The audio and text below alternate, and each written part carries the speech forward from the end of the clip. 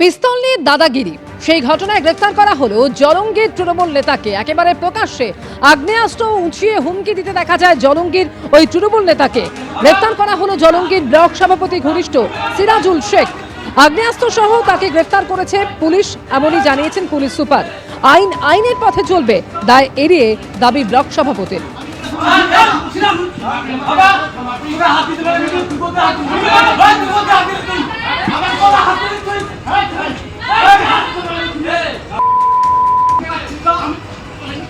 সালে যখন মেম্বার ছিলেন, তারপরে মেম্বার টিকিট না পাওয়ার পরে 23-এর ভোটে টিকিট না পাওয়ার পরে আমাদের দলের সঙ্গে এবে না, এবং আমাদের দলটাও করে না, এটাই আমি জানি।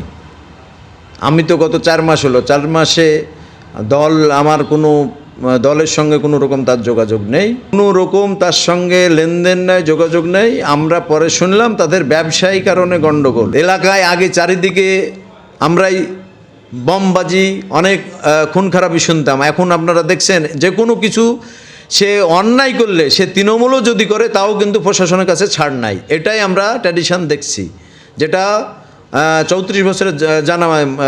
5টা 10টা খুন ধর্ষণ করেও খুলাম আসামের ঘুরে বেড়াচ্ছ। সে অন্যায়কারী, তার শাস্তি চলছে দেখতে পাচ্ছি। ফেসবুক লাইভে সক্রিয় কিন্তু এখনো অধরা সোনা পাপ্পু। গোলপার্কের কাছে কাকুরিয়ায় যে অবাধে দুষ্কৃতী হামলার ঘটনা ঘটে, সেই ঘটনায় মূল অভিযুক্ত হচ্ছে এই সোনা পাপ্পু। তার এখনো পর্যন্ত কোনো নাগাল পেল না পুলিশ। ফেসবুক লাইভে দেখা যাচ্ছে সক্রিয় এই সোনা পাপ্পুকে। তার 2 শাগরেদকে যদিও ইতিমধ্যেই পুলিশ গ্রেফতার করেছে, কিন্তু সোনা পাপ্পুর কোনো রকম নাগাল এখনো পর্যন্ত পুলিশ পায়নি। ঠিক যে ঘটনা আমরা দেখেছিলাম মিনি ফিরোজের ক্ষেত্রে, গুলশান কলোনিতে যে হামলার ঘটনা ঘটেছিল, সেই ঘটনায় মিনি ফিরোজকেও দেখা গিয়েছিল একইভাবে ফেসবুক লাইভে সক্রিয় হতে। আর এবার এই সোনা পাপ্পু সরাসরি রয়েছেন আমাদের সঙ্গে প্রতিনিধি আবির দত্ত।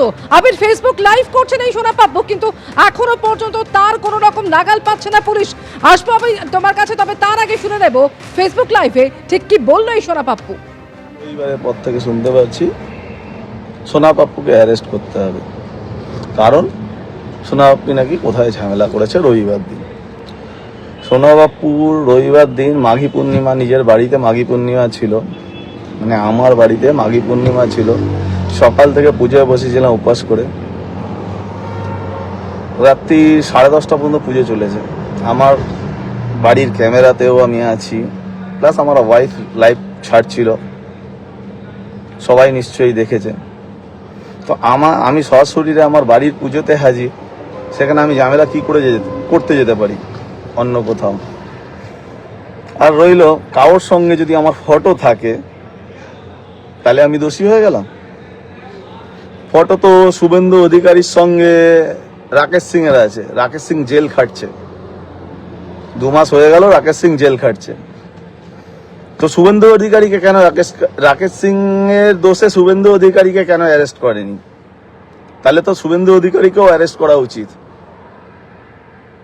রাকেশ সিং দোষ করেছিল তাই রাকেশ সিং জেল খাটছে, শুভেন্দু অধিকারী কিন্তু এখনো অ্যারেস্ট হয়নি। তাহলে তো সবার আগে শুভেন্দু অধিকারীকে অ্যারেস্ট করা হচ্ছে। আমার সঙ্গে বাবুসোনার ফটো আছে, নিশ্চয়ই আমার এলাকার ছেলে ফটো আছে। অনেক সময় অনেক কাজে আমার কাছে হেল্প চাইতে আসে।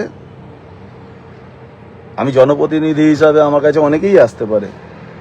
তো ফটো থাকলেই যে আমি দোষী হয়ে গেলাম তাই না তো। রবিবারের পর থেকে শুনতে পাচ্ছি সোনা পাপ্পু। সরাসরি এই মুহূর্তে আমাদের সঙ্গে রয়েছেন প্রতিনিধি আবির দত্ত। আবির, সোনা পাপ্পুর সেই ফেসবুক লাইভ আমরা দেখলাম, তার বক্তব্য আমরা শুনলাম। তার বিরুদ্ধে এই হামলার ঘটনায় মূল অভিযোগ, তার 2 শাগরেদকে গ্রেফতার করা হলো, কিন্তু সোনা পাপ্পুর এখনো কোনো নাগাল কেন পাচ্ছে না পুলিশ?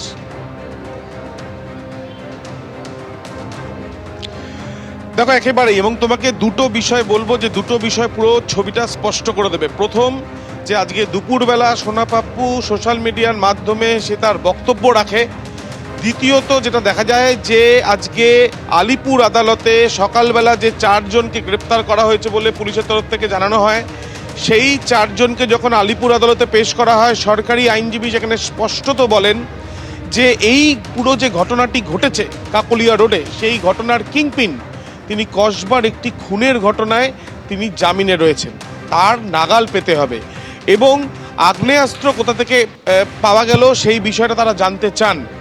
এবং যখন তিনি এই কথা বলছেন, ঠিক তখনই জানা গেল যে বাবু সোনা তাকে গ্রেপ্তার করা হয়েছে বাবুসোনার এলাকা যেখানে থাকে, সেখানেই আমরা এখন বর্তমানে রয়েছি। তার মা গতকালই জানিয়েছিলেন যে সম্পূর্ণভাবে বাবুসোনাকে ফাঁসানো হচ্ছে এবং এই বাবুসোনা সোনা পাপ্পুর অত্যন্ত ঘনিষ্ঠ।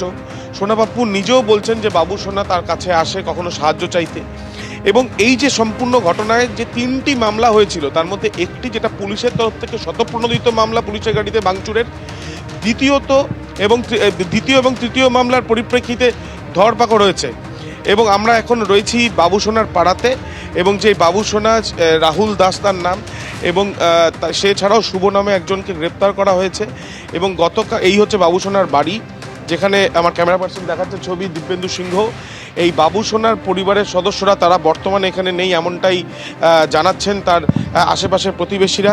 গতকাল এখানেই কিন্তু তার মা এবং তার স্ত্রী তারা জানিয়েছেন বাবুসোনা তৃণমূল কর্মী, কনস্ট্রাকশনের কাজ করেন এবং তাকে ফাঁসানো হয়েছে। এবং এই ঘটনায় সম্পূর্ণভাবে কিন্তু তাদের অভিযোগ ছিল যে তারা এই ঘটনা কিছু ঘটাননি, এবং তাদের যেটা বক্তব্য যে এই বিষয়টি যেটা হয়েছে তাতে তারা কিন্তু চাইছেন যে বাপি হালদার তার বিরুদ্ধে তাদের অভিযোগ ছিল, কিন্তু বাপি হালদারেরও নাগাল এখনো পর্যন্ত পুলিশ পায়নি।